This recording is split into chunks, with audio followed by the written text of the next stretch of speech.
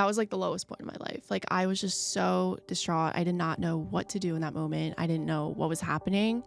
And for some reason, prayer just came out. And the first thing I thought of when I was in my car, bawling my eyes out, like scream crying, like thought my life was over. And I'm just like, God, please, what do I do? What do I do? Like, I don't know what to do. Every time that would always happen. And like, it never stopped. Like I would go back every time. But this time, something changed in my heart where I was like I still loved him, but I was like, I can't go back.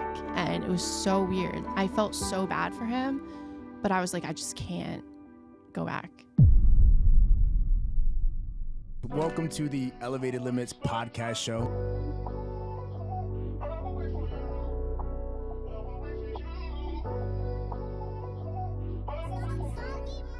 What's up, guys? Welcome back to another episode. Today we have a special guest in the building. You know, I've had the privilege of working alongside this person for several months now.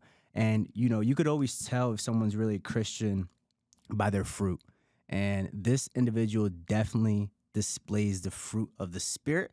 So I'm excited to announce that Jess Orbin is in the building. What's going on, Jess? How we feeling? Feeling good. How are you feeling? I'm feeling great. You know, I started off by saying, you know, you're someone that definitely demonstrates the fruits of the Spirit. You know, I just want to give you your flowers and shout you out real quick.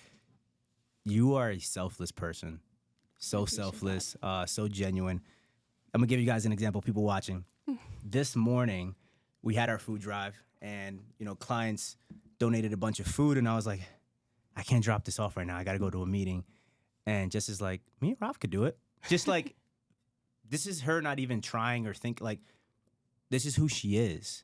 I'll give you another example. I was just moving into my new apartment with Jaylene, and I'm not even thinking to ask for help. I'm like, I don't want to bother them. And Jess is like, do you need help? Ralph says the same thing. Do you need help? And I'm like, I don't know. I think we should be fine. Not even realizing how much work it is because I'm naive like that and dumb sometimes. And then Jess is like, are you sure you need help? Like, it's a lot. And I'm like, you know, I may take you up on that. And then you and Rob came in literally 5 hours straight helping us move in. So I appreciate that. I appreciate how genuine and selfless you are. Let me ask you this. Where does that come from? I know you grew up in Parkland, Pennsylvania. Mm-hmm. Where did you develop that? And, you know, kind of explain what your upbringing was like. Right. I would just say a lot, obviously, is my parents, my family. But I just had the most amazing childhood you could ever imagine. Oh, that's awesome. I have, oh my gosh, so many good memories with my parents. They did the most amazing job. And yes, we initially grew up in Bethlehem, actually. And then later on in my childhood is when I moved to Parkland after my parents got split up. But yeah, so give it all to my parents. That's awesome. You grew up in Bethlehem first? Yes. What part were you living in? Like Freemansburg. Oh, so when did you end up moving to Parkland? When my parents got divorced, which was when I think I was like 10 years old or something, around that age. So, you know, that was one of my questions that I had for you. Kind of how did that impact your childhood when your parents got divorced? Because I know that usually makes a big impact on the kids and the household. So, like, you know, how did that impact you guys? I feel like I was still, like, young enough to where, you know, it didn't affect me as terribly. I feel like it affects you a lot more, like, when you're older, like, even, like, teenage years, you know, but, Why do you say that, though? Like, why do you say it affects you as a teenager? I guess because you're more, like, mature-minded. You know, as a kid, you're just like, oh, like, my parents are getting split, like, they're fighting. Like, you don't really understand it, but as a teenager and, like, older, I feel like you understand it more that, like, oh, like, my parents, like, fell out of love. Like, it didn't work. Like, you know. What were some of the things that you were thinking as a teenager? Are you okay that I'm asking these questions? Yeah, first yeah. of all? What are some of the things that you're thinking at the time as you're a teenager and you're, like, recognizing what has happened? Like, what are some of the things that maybe you're internalizing during that time? Right. That's still something I'm still trying to, like, you know, figure out and understand. It's such, like, from the outside, I don't think it had any impact on me. Wow. But, like, there's gotta be. I doubt it. Right. So. Okay. Wow, that's interesting because it's like, you know how sometimes we try to, like, brush things off? So this is a good point. So Jess, growing up my whole life, my dad he wasn't really in my life, right? Mm-hmm. And up until I was 23, like I used to always think like my dad. I didn't really grow up with my dad, and it really had no impact on me. I'm good. Like I don't understand like what is like how it impacted me. I feel like I'm great. I feel like I don't have any kind of issues. Mm. And it wasn't until I was 23 that I realized how much it actually did impact me. And it's like you have to do like this deep kind of searching, like self awareness kind of thing to realize how much it's impacted you. And I don't know if this is gonna help you or not, but what I realized was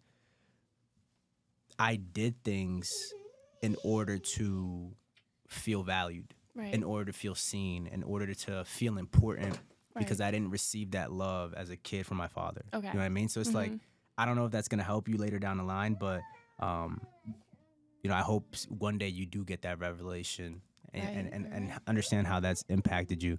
I want to ask you this. In your earlier adult years, you're kind of in this high school, college age, you know, who is Jess at that time? What does she want to do? What does she want to accomplish? And what does life look like overall at that time? I would say, so we'll start off like sophomore, junior year of high school. I was in a relationship and it was super toxic, like terrible relationship. It was a 3-year long. Wow. Yeah. So from age 17, I want to say like 17 to 20, maybe like 9, I don't know, something around there. But Like 2 years? yeah, Okay. no, it was 3 3 years. years? 3 years Okay. exact, but yeah.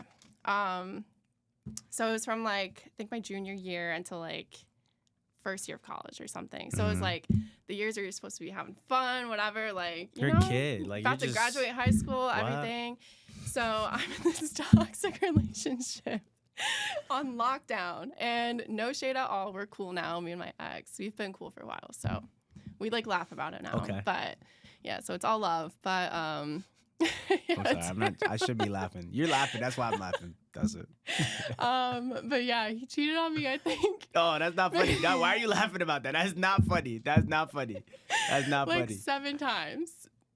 No, I'm not. No, I'm only. I swear, I'm only laughing because Jess is laughing. That's not funny. That is not funny. People should not get cheated on. All right, go ahead, Jess. So he cheated on you 7 times. Yes. Wow. How'd you know the exact amount of times? If like It he was told just- you? Like afterwards, yeah, he'll laugh and we'll be like, "I never cheated on you," but like laugh after. Like Okay. we all, like Oh, our whole friend group, like now, laughs about okay. it. Yeah. So, yeah, now we've talked about it, and like his friends just openly tell me now because like it's a joke, like Right. whatever. But yeah, so as it was going on, like during the relationship, I would have like these crazy, I don't know, these crazy things happen. Like a girl would message me and like literally send me proof of him cheating, and I would bring it up to him, and he'd like flip out at me.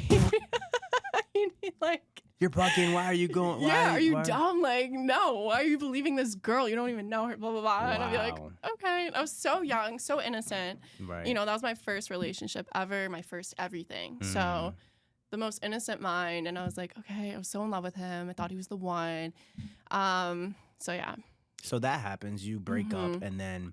So wait, what's the end? What's like the final straw with him though? Because he's obviously, there's so much proof that it's happening, Right. and you keep on basically taking him back because you're. But maybe are you like holding on to what he could be potentially? It's, yeah. So I As have a part of that? lot of empathy, as you know. Like, so I just feel bad for people. Like, I really want to like help everyone. Like, that is, you know, my main goal. So like, I knew he had like a lot of like traumas as a kid and everything. And, you know, like, I just wanted to help him and just, you know, show him that he's not this bad person, like that he has so much potential and whatever. So like leaving him, I would feel bad. Like, Yeah. you know, Like even though this- he was doing all this stuff to me, I'm like, "Ugh," but like I want to help him. Like, I get it. so I'd say the last straw though was, so he was living with his friend at the time, and so me and her were really close, the friend's mom. And I remember the one night she calls me randomly, and she's like, "Jess, I have to tell you something." And it's like he had a girl over last night.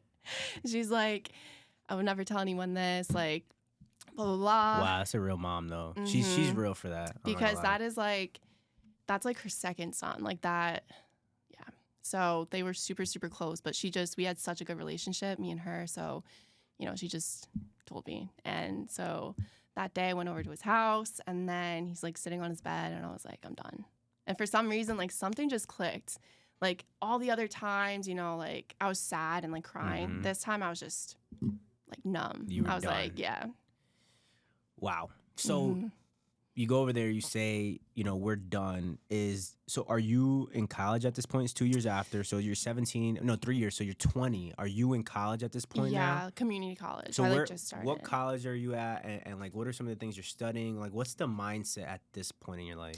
So I was going to be an ultrasound tech at Ultra IC. You gonna be an ultrasound tech? What? I Mhm. don't know what that is. What is that? I'm not smart. The ones that give like ultrasounds. Oh, Yeah. I know. You wanted to do that? Yeah. Why? I don't know. Honestly, I think it was because you only needed like a 2-year degree. I hated school, so bad at school. So I was like, you know, just sounds fun. It's easy. I get to put the gel on people and just Yeah, do some right. ultrasounds and Mhm. look at babies and stuff. Mhm. Oh, Yeah, okay. yeah. So you went in there with that mindset of, okay, I'm gonna be here for 2 years. How Mhm. long do you actually last in college? Think like a year. A year? Maybe a year and a half. But I just couldn't pass anatomy. It was like insane. Crazy. I get it. Mhm. I could be honest now because I've already got my degree, but I took anatomy in the summer and I cheated I every single tried. exam and every single homework assignment, every single project, anything you had to Mhm. do, I cheated. That's probably bad I'm saying this, but it's okay. So you took anatomy and it was just really difficult to pass. So Mhm. that leads you to dropping out? Yeah. I was just like, it's just not for me. Like, I don't know.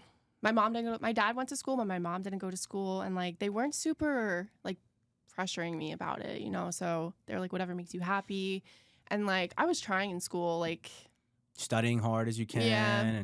and like, I just wasn't, like, information couldn't stick. So like, I remember our anatomy teacher, it was even during COVID. So like, it was online. I was like, perfect. I can literally cheat on I can everything. easily cheat. And at the time, my friend was in the same class. She was so smart. I'm like, easy A. I still failed. I'm like, Yo. this is crazy. I'm done. You're bringing back so many memories because you're talking about COVID, school. So that was like my spring semester of senior year. I remember, I was waking up. That's too many. That's too much information. So I was sleeping. And I remember just opening up my laptop because I was going to continue to sleep, Mm-hmm. and I was just going to have it on with my screen closed. And I remember turning it on, and the professor was like, "Hi, Roberto, can you open up your screen because we're going to get ready to take our exam?" I said, I'm like, what's going on? Hold on. We gotta do. So that's how like out of the loop I was with school once we went online. That's a whole nother thing. But you have that discussion with your parents and they're perfectly fine with you kind of moving away from that. So then what are you thinking once you leave college? Like you're kind of like, you're not doing the ultrasound stuff anymore. It's like, where's your mind at that time?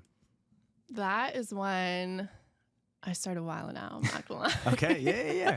So let's talk about it. What do you mean by wilding out? Like, what is Jess doing that's wilding out?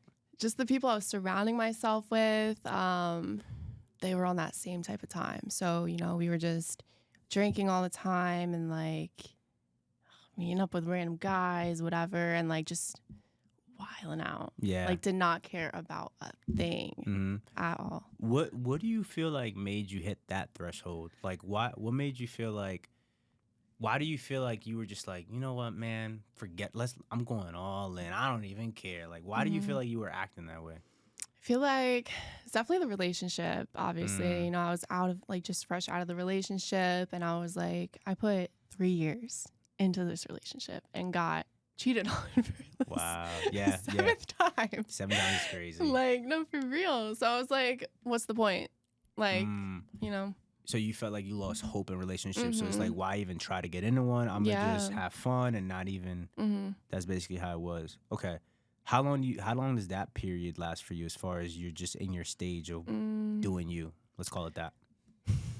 I would say probably till like 22, 20, I think it was 22, maybe 23. I forget exactly, but yeah. So you're from 17 to 20, you're in a relationship. From 20 to 22, 23, you're wilding out. Wilding out. Right? And it got worse over time. Like, wow. Yeah. That was the beginning. Just drinking every night. Well, yeah. So why was it getting worse? You just stopped caring as much? Like as the more you did Yeah. it, you stopped caring. It was like addicting. It was like, I think I was just so hurt and like I was so in denial. Like I was like, I didn't feel hurt. I was just so numb, you know? So Wow. like, I was like, who cares? Like I can do whatever I want. Like I literally did Yeah. whatever I wanted Yeah. and just thought there was no purpose to like anything. Right. Yeah. It's so crazy. Like it's so true though. Like when you're in that culture, when you're in that lifestyle, you're looking for love in all the wrong places, and it's just a bunch of broken people coming together and thinking that they're just having fun, but they're just really hurt, and they're running away from healing, running away from confronting the issue, right? And you know, a lot of people go through that, so I appreciate you sharing that. What is the final kind of straw for that? Like, what is it that you kind of say, like, enough is enough of living this way. I want different. I don't want to do this anymore. Like, when does the like light bulb kind of turn on for you? I don't know. I was like pretty deep into it. You know, I was wilding, but I'd say when I got into the next relationship, because one thing about me is like when I get into a relationship, I'm like super locked in. Like, can't even look another way. Like I do everything for that person. Wow. But I think I'm attracted to like broken people or was. You want to like fix people. You talk about it. Damn. I got like my therapist hat on. Like, why are you like that? Right. What's in your childhood that makes you want to fix people? Because that's how your first relationship was, and then you know that's kind of how you went into the same kind of mindset with your second relationship. You wanted to fix this person. But go ahead. So you go into the second relationship. Yeah. So kind of describe what that is like. So he approaches me, whatever, and, you know, we're texting. And at first, I'm not taking it serious. I'm taking it like it's just another guy on my roster, like whatever. And like he was older. But yeah, so then over time, you know, he's like pressuring, wants to date immediately. And I was like, it's kind of weird. Like, that's a red flag. And I was like, why do you want to date? Like literally the day that we met, he's like, just like love at first sight type of thing. And I was like, So like I was super standoffish. Like I just didn't, my trust issues were like through the roof. So yeah. So you were just like, yo, bro, calm down, relax. How did he kind of like soften that wall up? Like how did he have this extreme riz or? He started doing stop. Stupid. Stop. But like, what made him like? I don't know. Like, he started doing like going above and beyond with everything, like more than like any person in my life has ever done. Oh wow. And it was a lot of materialistic things. So at first, I was just like, almost like sugar daddy type vibe. I was like. All right, I was gonna laugh. No, you're right. That's funny. Yeah. I was like, okay. He's gonna buy me stuff. I might as well. Yeah. Right. So that's how I was taking it at first, but he was so persistent and like just like he was being a really good guy, you know, and just doing a lot for me. And it just came to a point where I couldn't deny it anymore. And I was like, okay. So he's pushing, like asking me out, taking me on trips. I'm like, this guy must like me, something. I don't know. So we, so I remember the one day, I think it was maybe like a month after maybe like 2 months after we met or something is when I asked him out then because he asked me like a million times and I kept saying no. So then I asked him out. He kind of got scared of, he didn't even want to ask you anymore because you're like, I'm just going to get dubbed. Yeah. So I remember it was snowing out and I had to go to work and he drove me in the snow to work. And I was like, okay. So before you chopped me off, I was like, do you want to go out? Blah, blah, blah. Yeah. Did the whole spiel. Okay, so that relationship starts off really good. He's going above and beyond, taking on trips, paying for everything. Just, showing you that he cares about you, that he wants to be with you. Right. Where does it get to the point where things go wrong? Like, what happens that, you guys aren't together today, so, like, what happened? So it was great at first, you know, like, I thought it was a little weird, like I said at first, that he was so, like, persistent and so pushy because, I don't know, like, he knew my background, he knew whatever, my past and everything, and it was like, why is he being so pushy? And then later on, it kind of started to, like, open the door, and I was like, okay. Like, he was super toxic, super manipulative. Like, it was a very, very, very, very bad relationship. So like, I could be entirely wrong about this. What do you know what love bombing is? Mm-hmm. So is that what manipulators do? Like where they love Yes. bomb you in the beginning, like crazy, I'm gonna go above and And they beyond, and then snatch they you. snatch you in, and then Mm-hmm. they start kind of what's it called? Being what's that shit called? I shouldn't curse. What's that thing called? Damn, they basically start manipulating you. Yes. Right. I didn't take my Mhm. fish oils today. I did take my fish oils, so I should be. Fish oil. You know, Jess, I should be my brain should be on point. Jess laughs at me because I take fish oil and I say my brain functions a lot better, and she thinks it's cap. It's not cap. It works better. So then he starts manipulating you and stuff like that. Mhm. So how? What are you doing to kind of like? Are you trying to like have hope again? Trying to fix him? Trying to like? How long does that go on for? So we dated for a total of 1 year exactly. Okay. Oh wow. Yeah. So, like the whole relationship, like, I don't want to say he was a complete bad guy. It was a terrible relationship every day, but like there were some of the most amazing moments I've ever had in that relationship and some of the worst moments I've ever had in my entire life in that relationship. Wow. So it was like not just like, oh, like a roller coaster relationship. It was literally the highest of highs, the lowest of lows, So it was kind of just like we would get into the worst fight ever. And I'm not a fighting person. I love peace. Like, he would just start all these fights and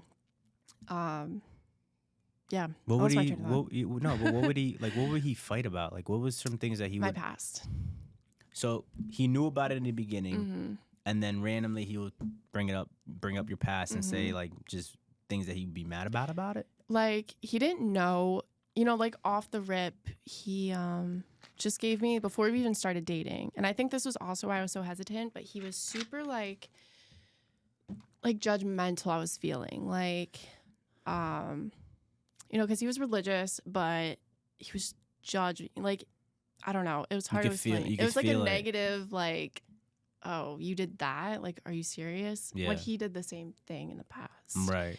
So, like, yeah. So, like, I don't know. Half of him cared about my past. The other half didn't. Okay. So when do you kind of start your fitness journey? Is it in the same relationship, or when do you start way back? This was like first relationship.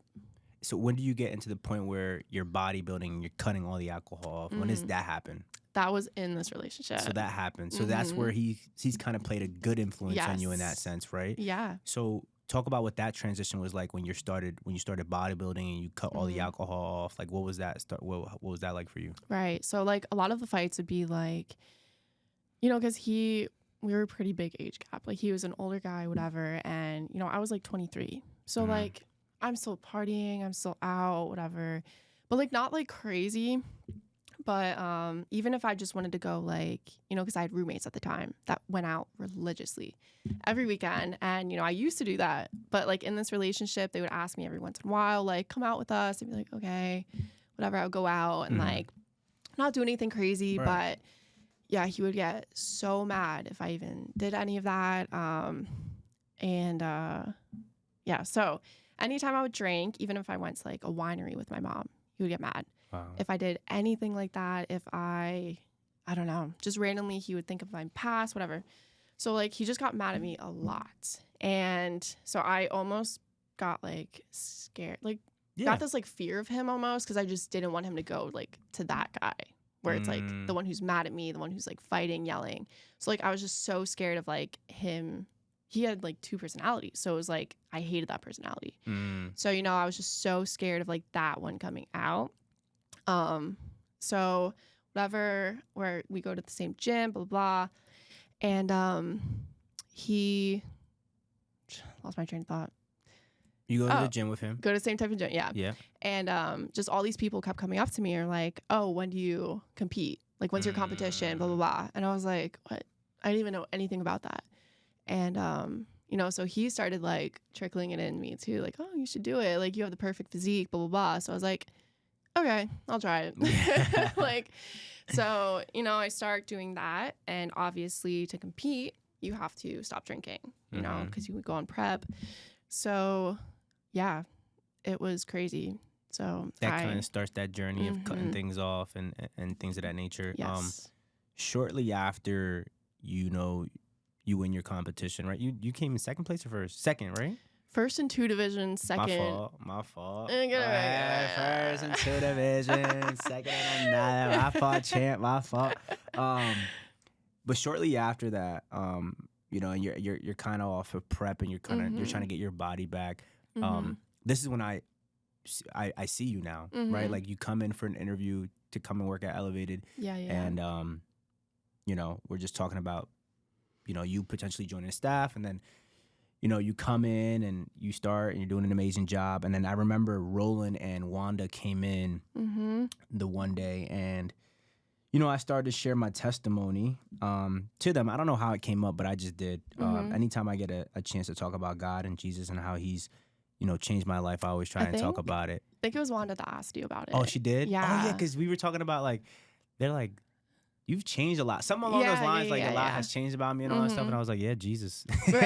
And then they were like, so how did that really happen? And I was like, yeah. And then I started to go into it. And then you were like, hey, I actually want to talk to you about that. And I was like, I said, wow, because it started to click for me, like, oh, wait, that's why God brought her here. Because there's certain feelings I get when I'm like, this person's supposed to be around me. And I'm just like, I got that feeling with you, and I just didn't know why. Right. And then that was kind of like my confirmation. Take me through the steps that led you to wanting to talk about Jesus that day. And I knew you were on that point where you recently just broke up with your boyfriend, and we were talking about that in the office. But yeah, talk about those steps that led you to talking to me that one day in the office and bringing it up. So if anyone sees my phone, I have like the little timelines because I forget the dates. I'm terrible with dates. So first, we'll rewind a little bit. So I'm still in this relationship, right? And, it's getting super bad. It's getting worse and worse every day. So I'm just going to like Target or something. And in the parking lot, like walking out of the store, and some woman comes up to me and she's like, can I talk to you? And I was like, okay. Random lady. So, she's talking to me. She pulls out like a little Bible. I'm like, here we go. Like, at this point, I had no faith. Like, I want to like speak on that because I was so turned off from anything having to do with that. Like, it was crazy. I didn't grow up around it. I didn't, none of my friends were in it. And it was just, like, the conversation of Jesus and Christianity was never even brought up in your childhood, in your teenage year, your early adulthood. It was something that you would probably look at and be like, oh, I don't want to be around those people. Yeah. Right? And then like over time, the lifestyle that I was living on, like, obviously didn't line up with like Christian lifestyle. Yeah. So like, I was just like, oh, like, that's so, like, why can't I do that? Why can't I drink every night? Why can't I, have sex with who I want to have sex with? Like, so I was just so like, I don't know, wanted no parts at that point. So that's like that first kind of like, what the heck is happening? Yeah. What's the next thing that happens after that? Right. So then whatever, time goes on, and I want to say it's about like December time. So I remember I was at my ex's house, and whatever, like when I would see him, he would have like 2 different personalities, right? Like I said. So like when I walked in the room, I already knew it was the bad one. So I was feel like, the energy. You could just see it on his face. And it was like just dead eyes. I was like, oh wow. So yeah, we get into an argument. He starts an argument, and going back and forth, and I'm just bawling my eyes out, and like I just wanted to leave so bad. So he's like just yelling at me. I like run out to my car. So not that he was gonna like physically touch me or anything. He never did any of that. But just very like verbally abusive. And so I just run. I remember running out his house, bawling my eyes out, didn't know what to do. I was so scared, and I was just so hurt. And so I get to my car, and he's like, come back. Like, and I'm like, no, like whatever, run to my car, drive off. And I park the car. And for the first time in my life, I pray. Whoa. And it was that was like the lowest point in my life. Like, I was just so distraught. I did not know what to do in that moment. I didn't know what was happening. And for some reason, prayer just came out. And the first thing I thought of when I was in my car, bawling my eyes out, like scream crying, like thought my Yeah. life was over. And I'm just like, God, please, what do I do? What do I do? Like, I don't know what to do. Like, please help me if this relationship isn't for me. Like, please remove him from my life. Like, please, God, please. I know, like, I'm only asking you for stuff, like, blah, blah, blah. Like, just prayers, like, running out my mouth. And it was crazy. It's so uncharacteristic of you to even think to do something, like to even do something like that, Yeah. right? So it's just like you're just at this point, like I need to pray. Like I don't. That just organically happens. So then, first of all, that's wild. I didn't even know that about your story. What happens next? What happens after that? Do you cut him off, or is that kind of like you're still kind of just praying and hoping God moves for you, or that what was happens? the only time that I prayed at that point. And I remember, fast forward, I think it was like a month later. So like January, we broke up. I broke up with him. And we, like every time I've broken, we were like that couple that like, he would say the craziest things. I'm like, I can't forgive this. Like, this is crazy. So I would break up with him. And then like, he would go above and beyond. And I'd be like, okay. I'll give him He'd be another like, chance. I will never do this again to you, blah, blah. And I'd take him back, whatever. So every time that would always happen. And like, it never stopped. Like, I would go back every time. But this time, something changed in my heart where I was like I still loved him, but I was like, I can't go back. And it was so weird. I felt so bad for him, but I was like, I just can't go back. So why were you feeling like that? Like, do you know, like, God. yeah. God. Amen. Glory to God. Looking back now, at the time, I had no idea. I was like, how did this one, like, how am I so fed up from like now? Like, right. Yeah, but no, it was definitely God moving.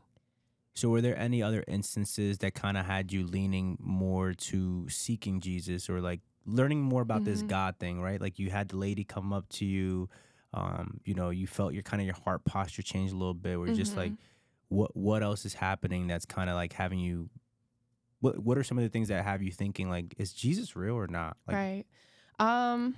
So trying to remember. Okay.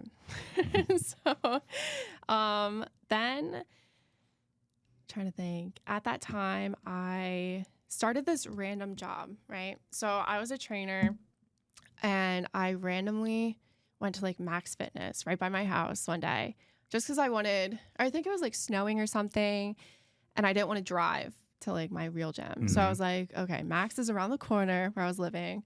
So I go there and some guy comes up to me and is like, do you want a job? And I was like, I already have 2. Like, no. But he's like, oh, it's not like that. You can like take whatever clients you want. Like, it's your schedule. Like, you don't have to even be like super high, like officially hired, whatever. Like, just do your thing. I'm like, okay, sure. So the most random job ever lasted like 3 weeks. So I remember this one client. I think she was the first one that I had. And this was February. So this is like a week after we broke up, right? And at this point, after the breakup, I was like, I felt so bad for him, but I just couldn't be with him, right? So I keep losing my train. No, it's okay. Thought. So you break up with him. You say you can't go back with him. You're good. Yeah.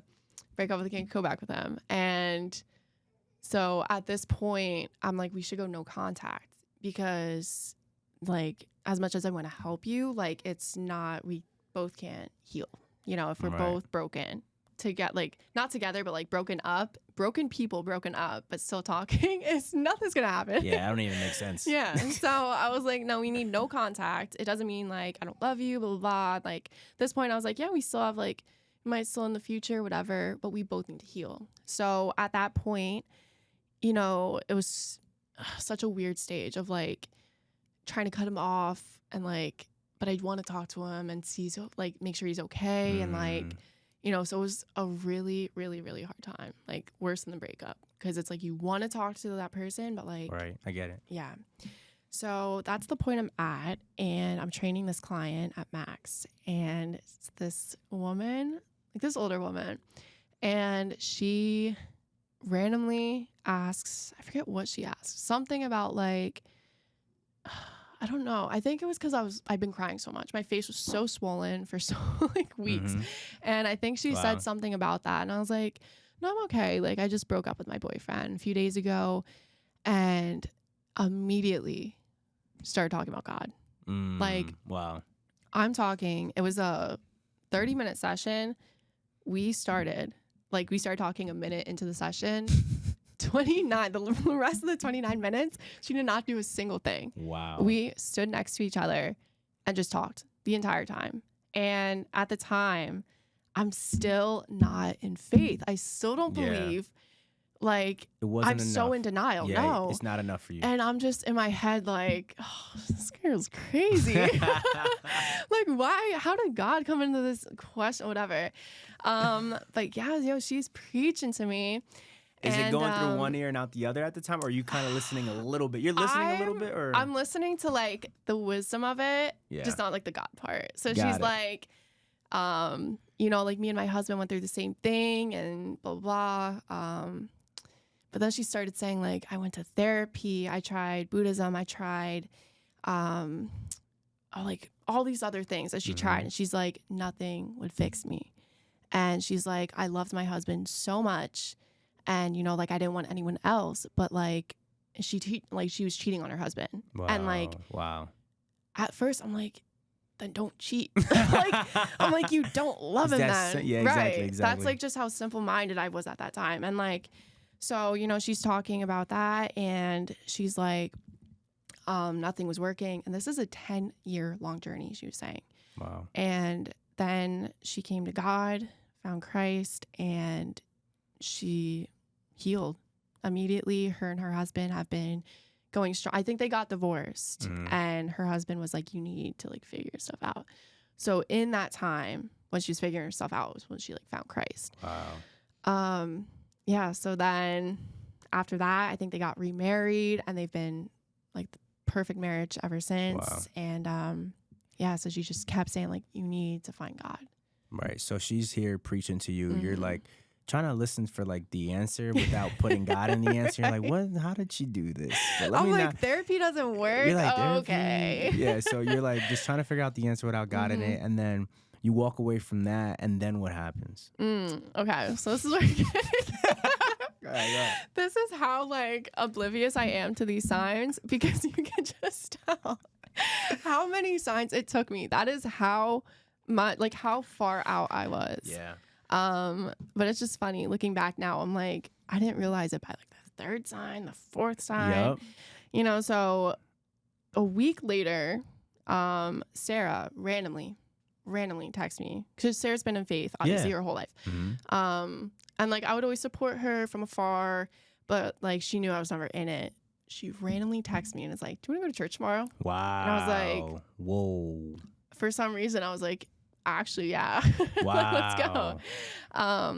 So I remember she asked me, and then I think that same day I was at Target again, same parking lot as the thing before. And so I'm like sitting in my car.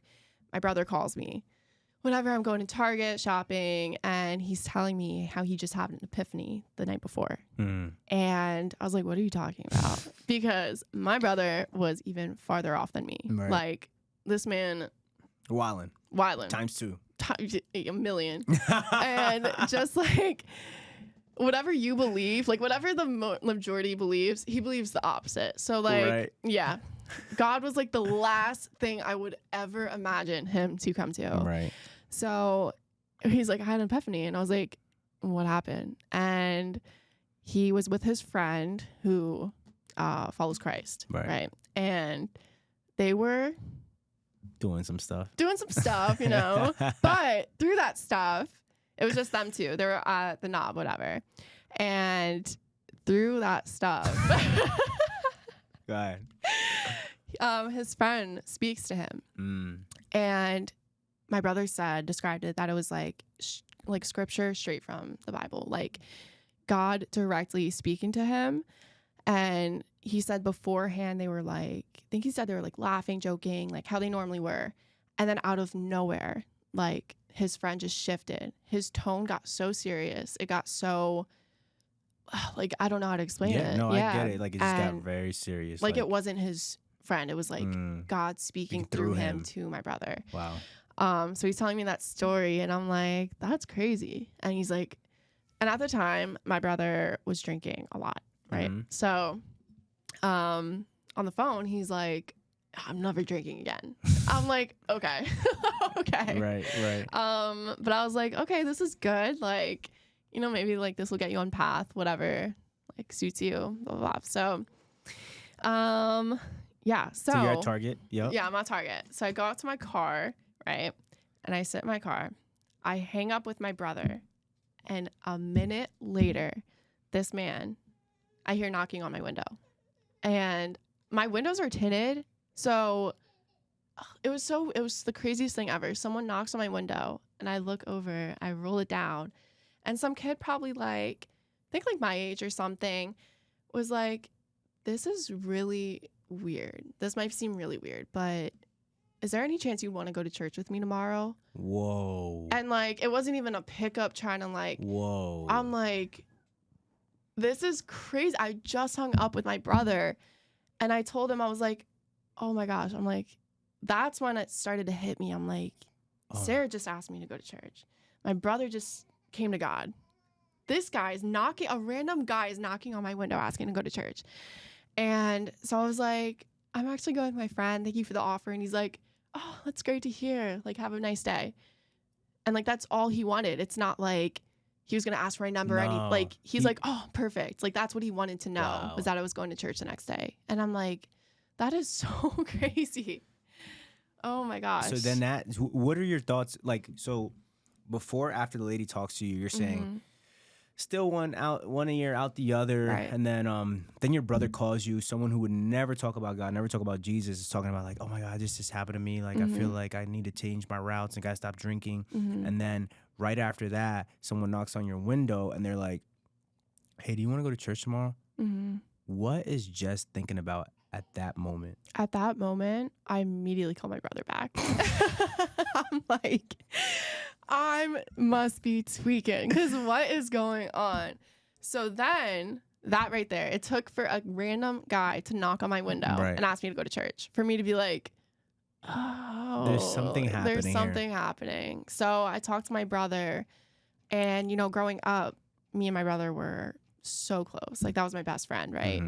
And, you know, during his like darker time and like we both had our time. So we kind of like, I don't want to say separated. We still, nothing happened between us, but like we were just not as close. Right. Yeah. So it was just crazy that like, you know, we both were wilding out at the same time. Right. And then like he came to Christ. I'm having all these things happen. And then like that brings us together again. Like it was just so crazy. So I'm like, calling him, talking to him, and he's like, wow, like that's God. Like, oh my gosh. So yeah. So he's basically like, yeah, he's trying to confirm it for you, like, yeah, Jess, this is God, like, you know, trying to get you to come to him and all that stuff. Right. Then what happens after that? So then the next morning I wake up sick, right? Yeah. So I wake up sick. The next day was church. It was supposed to be church. I woke up sick, and I remember it was like the weirdest sickness ever. I don't like, it was literally just that day. And I was like, what the heck? But so I didn't go to church that day, and my brother was supposed to come, but yeah, obviously he didn't go either. And then Sarah, something came up with Sarah. That's who I was supposed to go to church with. And she texted me and was like, I can't go actually. So it's just all three of us. Like it didn't work out. Right. And so then that same day she texts me and she says that you're hiring. Oh, wow. Whoa. That's February 11th. Whoa. You got your dates and your facts. I like it. Dates in my calendar. So wait, what happens? Like, so you see that and you're like, oh, I'll work there.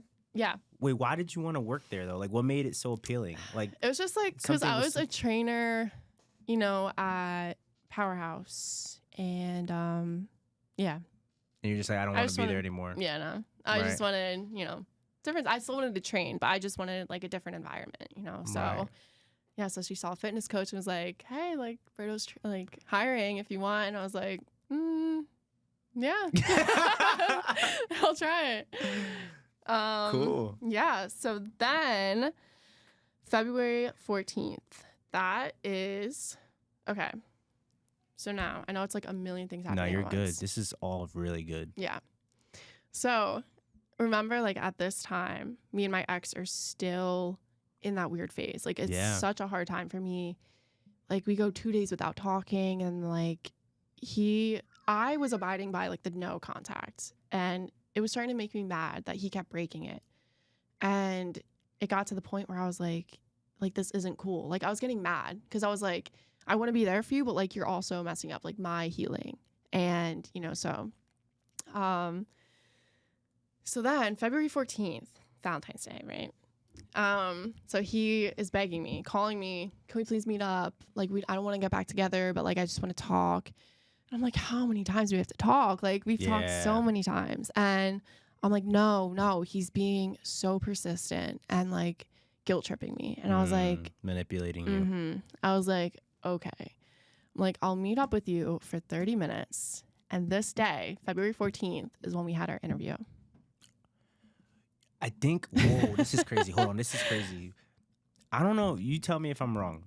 I think you told me you were kind of going through some things. Yes. And I don't know if you got into like details. I think you said I just broke up with my boyfriend. I did at the end because we talked about it a little bit. I don't know how we got to that conversation, but we talked about it, right? Yeah. Do you remember how that conversation went or no? I do. So I remember, well, first I'll go over what happened. Yeah. So we meet up in the parking lot, and he's just that bad mood, like the bad person. And I'm like, no way. Because I knew I had the interview. I knew this was a job that I was like really interested in, you know, like I just felt something. Like it wasn't just a regular job interview. And I was like, nothing is going to mess this up. I was like, I need to be in a good mindset. Yeah. I wouldn't even tell him like where I was going after. And like we weren't together, but like we were still like talking half. And I was like, he was like, what do you have to do later? And I was like, nothing. I'm not telling you.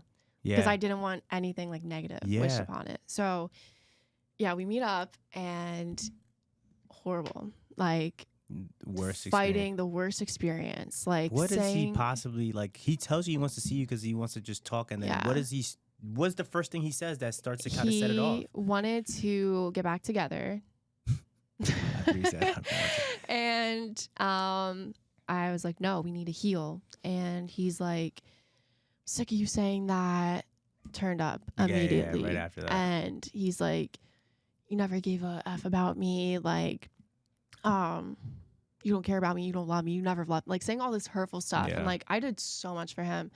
And so it just hurt. It was like anger. I was like, I knew he was just trying to get to my head though. Like he knew deep down. And, you know, so it's just messing with my head.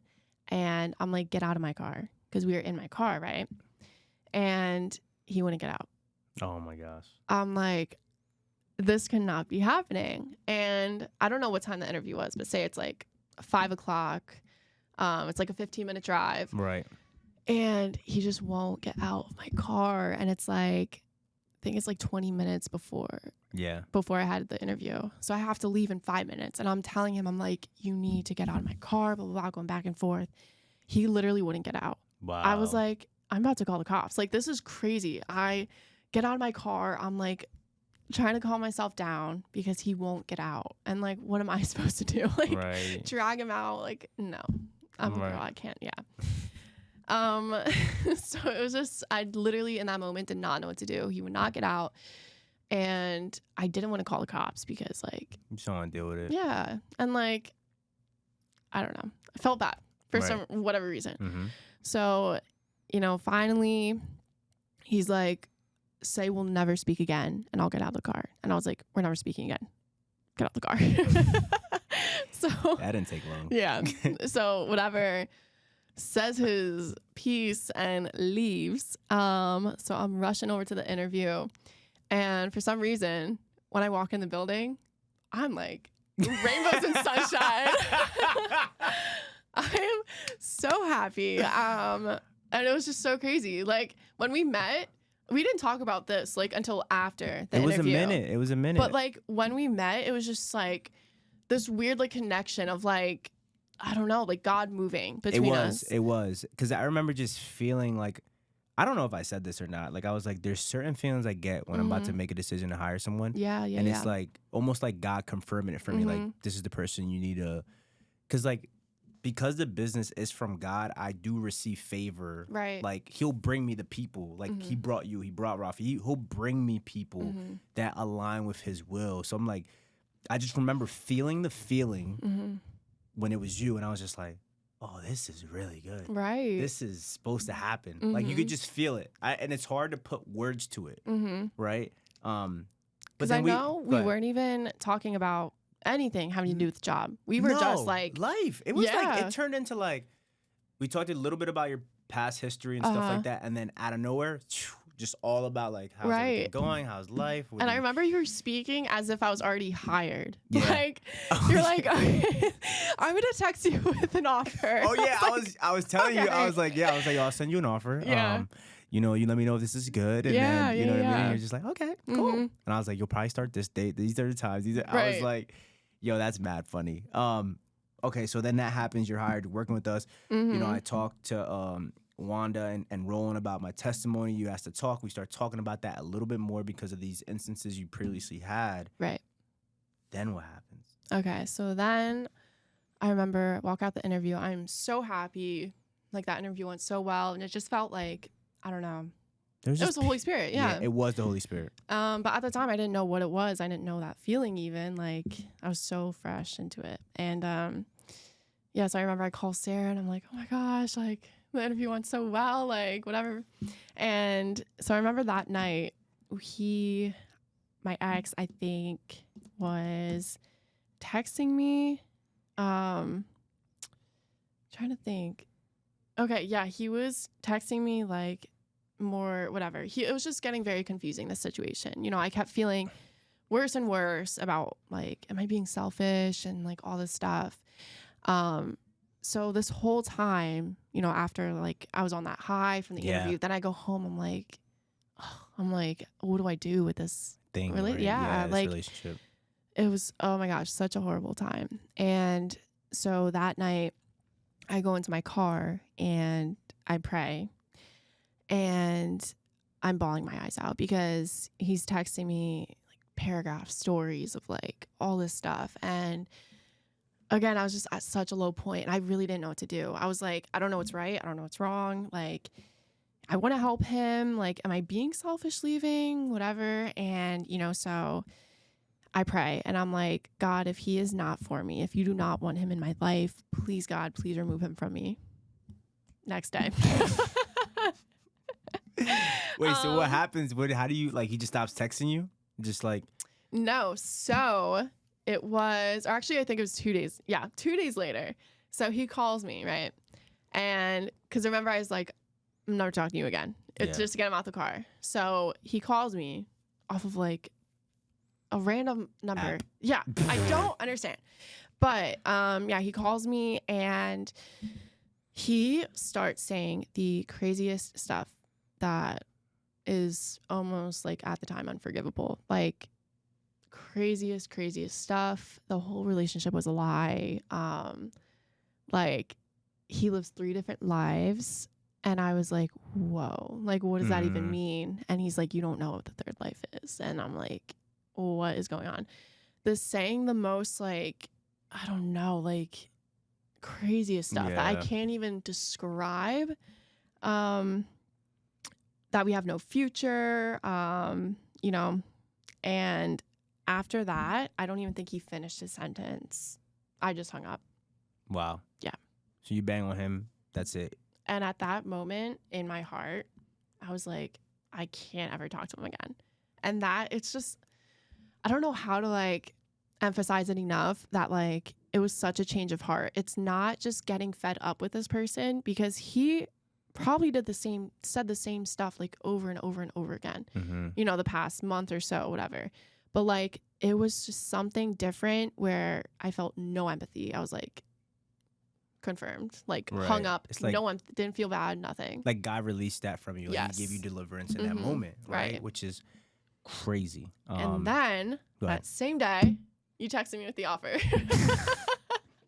So it's like God is moving. He's like, all right, let me get this feeling away from you so you can get away from this. All right, let me have Berto at this moment send you this offer. Yeah. And then let's get you in this environment so I can reel you in more. Which is so crazy.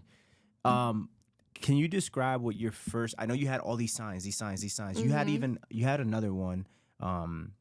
Maybe it was after your encounter, but describe what your encounter with God was like. Like, what was Mm. that moment for you where it's like, there's no denying this thing is real. God is real. I'm done fighting it. I want to give my life to Jesus. Right. Definitely church. So we went to, okay, I have it written down here. Perfect. So, so February 16th is when I got hired. You know, February 28th was when I like had curiosity. Like you said, like I came up to you and you were talking to Wanda. Yep. So that was that time. So then not until March 17th was when I went to church for the first time. And oh my gosh, at the sermon, I can't even put into words. Yeah. Like at this point, I'm like very numb, right? Like all this stuff just happened to me. I don't even know. I don't even have time to like process any of it. Like that was really traumatizing and like still dealing with some of the stuff today. Like, Yeah. but at that time, I just felt so much emotion. Like I can't describe it. And like the pastor, I remember it was Pastor John. Mm-hmm. Oh my gosh, was just speaking directly to me. And he's not normally at that church, No, you he's know? not. So like it was just such a crazy thing. And just the way that like how we were supposed to go to church that like a month ago or whatever. Right. But like it wasn't until this exact day. And that is the day that like God really, really, really, truly spoke to me. Mm-hmm. And I was at that service, Mm-hmm. and I remember hearing your story before you went to that service, Mm-hmm. and I remember hearing him preach that message, and I Mm-hmm. was like, this couldn't be more about Jess. And he was basically talking about how Jesus was after you. He's Mm-hmm. coming after you. He's sending everything your way to reel you in, to bring you in. Like, Mm-hmm. just speaking to your... Because I was like, this message ain't for me. I already know. Like, I Right, was like, I'm not... yeah. But it's like, but I knew it was for you. And I was just like, she's got to be like having goosebumps right now. Yeah. Because like, it was like too specific. Right, right. You know, so God was definitely moving in that moment. So and you know what's actually funny, Jess? You know, at the end when you have to like accept Jesus as your Lord and Savior, at the end Mhm. everybody has to bow their heads and raise their hand. I didn't bow my head. I was like, let me see what she do after this one. I know she about to raise her hand, and then you Yeah. did, and I was Mhm. like, wow, this is crazy. This is Mhm. happening. Right. Then what happens after that? Are you So- like, I'm saved, I'm good, like this is all real now, I really believe it? Kind of. Like for the most part. For the most part. But because I was with Sarah at the time. I Yep. remember, oh my gosh, I was bawling my eyes out. And she's just holding me. Oh my gosh. And I remember JJ was there. Yep. We're like worshiping and I'm just holding I JJ, remember that. sobbing with him. Oh my gosh. And yeah, so then after that sermon that night, me and my mom are going to a comedy show in New York. Mm-hmm. So we go there and, you know, normally it is from 7 to 9, cuts off exactly at 9 o'clock, and it's a comedy show. So Mhm. they normally don't speak about God, right? Mm. So I just remember the whole time they're just randomly saying like praise, like from a song, a gospel song. And like mid joke, they just kept saying that, like every comedian. And like they would just somehow put it into the jokes and kept saying like praise. And it was, oh my gosh, it was so crazy. It was just like, how is this comedy show focused on Jesus? Right, Like, it's just like, right. what is going on? So it's like, So then, so it was like it's the Gotham Comedy Club. Shout out them because they're part of my testimony. Love it. But it's the mixtape. So they have like a band there, right? mm-hmm. So, at the end, the host comes on stage and he's like, I don't know what it is. He's like, I feel something. I'm like, no way. And my mom has no idea about anything that's going on, right? Like, because she isn't in faith. So like, I didn't even tell her any of this part. So she's just like confused too. And I'm like, wait. Yeah. So then the host is like, I need 5 like women who can sing gospel. I'm like, what is going on? they literally, and this is like 9 o'clock. It stops at 9 because they have another show right after. Mm-hmm. And so then they call the 5 women up on stage. They start worshiping and praising at the end of the comedy show. That's so crazy. For like 30 minutes. Wow. And it went till like 9:30, 9:45. It was crazy. And just the energy in the room, like the Holy Spirit was so strong. And oh my gosh, I can't even put it into words. But everyone, the whole audience is just praising, like, amen, amen. And like, it was crazy. Wow. So yeah, that I was like, okay. God had to show you a million times to like just be like, you know what, Jess, do you believe me now? And isn't it crazy when you start to look back and you're like, wow, God, you have so much control over things. Like you can literally show up anywhere and anywhere at whatever moment you want. Right. And make people do things. Like, it's just like his control over things is like, it just goes to show how powerful he truly is. What do you feel like, Jess, you know, you've been saved and you've been, or is there anything else you want to kind of like go on, like as far as your story? Like at that point, you believe now, right? I believe, yeah. So just to like finish it off, but so then I'm going to church every weekend after that, and I'm going with my brother. So yeah, every weekend we're going together. And I remember a month later, we're on the way to church and we're talking about like getting baptized, and we're both agreeing. We're like, yeah, we're probably not going to get baptized for like 6 months. I think I even told you that. I was like, when I'm ready, you know, like probably like 6 months from now. I don't feel right. You know, Right.